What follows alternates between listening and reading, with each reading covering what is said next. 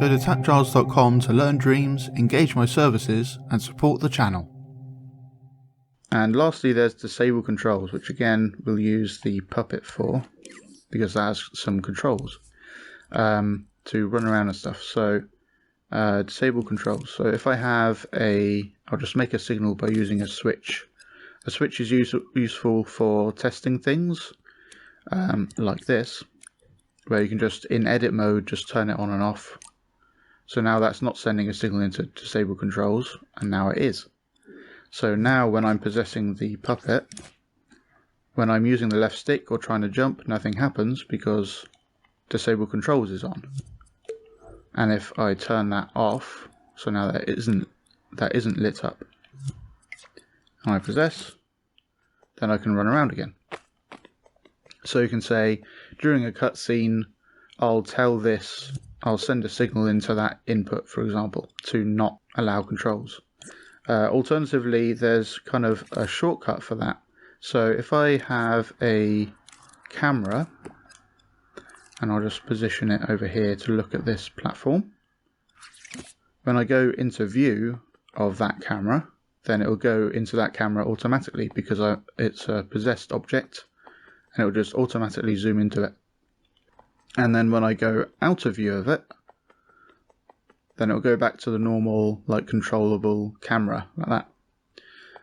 But while it's in that view, I can't use the right stick to move because we're locked into that camera angle. But it has a setting in here, in the Imp tab, called Hide Imps.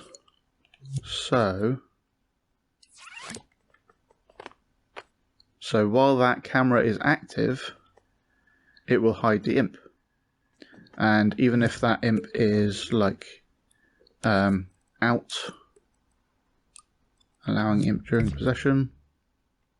So now I'm possessing it, but it's not going to that place because I'm allowed to use it as normal. And then when I go into here, again, it hides it. Also, there is disable controller sensor input. So when I get into that view, I now can't do anything because the inputs are disabled. So that's good for if you've got a cutscene or something and you just have a timeline with cameras on it and stuff. You can just say, while this cutscene is happening, while I'm locking it to this camera view, the player isn't allowed to do anything from the possessed controller sensor.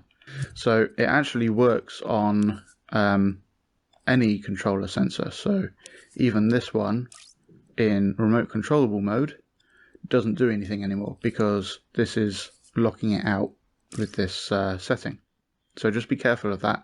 If you want someone to use the menus and stuff, but you just want to stop them from controlling the character, then you don't want to do it like this. You want to send a signal into that input down there. Thanks for watching. I hope you learned something interesting. Go to patreon.com/TAPgiles to learn something new every day.